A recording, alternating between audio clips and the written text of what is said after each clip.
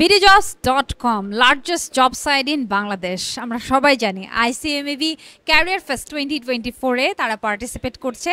From the 45 companies one of them. So তারা আজকে তাদের কাছ থেকে আমি যেটা শুনলাম যে বিডি জবস মানে হচ্ছে সেখানে উপচে পড়া ভিড়, সব ধরনের ক্যান্ডিডেটস আসে, বিশেষ করে ফ্রেশাররা আসে, তারা সিভি ড্রপ করে যায়। কিন্তু আজকে তারা সেই ধরনের কোনো কিছুই করছে না, তারা আজকে ইনফরমেশন পাস করছে, তাই তো? কি করছেন আজকের স্টল দেওয়ার কারণটা কি?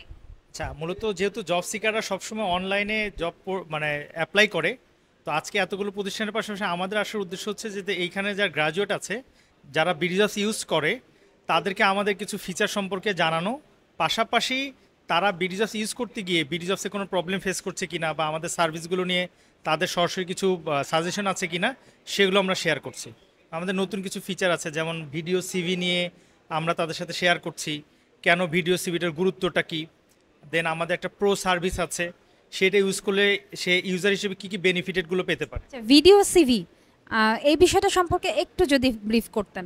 ভিডিও সিভিটা হচ্ছে, দেখেন আমাদের যেটা হয় জব পোর্টালে কেউ আবেদন করে, এমপ্লয়াররা সিভি দেখে তাকে ডাকার পরে ফিল করে যে একে না ডাকলেও হয়তো আমার ভালো ছিল, হয়তো তার কমিউনিকেশনটা ঠিক থাকে না, তার হয়তো পোশাকটা ঠিক থাকে না, মানে নানান বিষয় কিন্তু আসলে সিভি দেখে বোঝা যায় না। কিন্তু যখন সে ভিডিও সিভিতে তার একটা ছোট্ট প্রেজেন্টেশন পাঠাবে, এমপ্লয়ার কিন্তু ওটা দেখে বুঝতে পারে যে না, তার প্রেজেন্টেশনটা ভালো আছে, তার বাচনভঙ্গিটা ভালো, বা সে হয়তো ক্যাপাবল আর কি।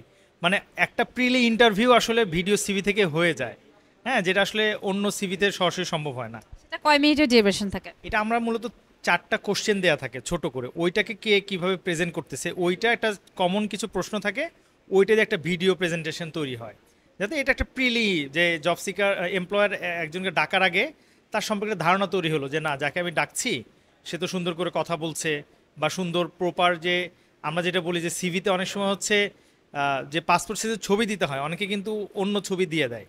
তো ভিডিও সিভির ক্ষেত্রে অনেকে দেখা গেছে যে যখন এটা ভিডিওটা মেক করছে সেই সময়টা হয়তো বাইরের কে আওয়াজ আসতেছে, বা তার পিছনের ব্যাকড্রপটা ভালো নেই, ইনফর্মাল একটা কিছু চলে। এটা দিয়েও কিন্তু বোঝা যায় যে আসলে সে কতটুকু সিরিয়াস হয়ে ইন্টারভিউটা মানে শ্যুট করছে।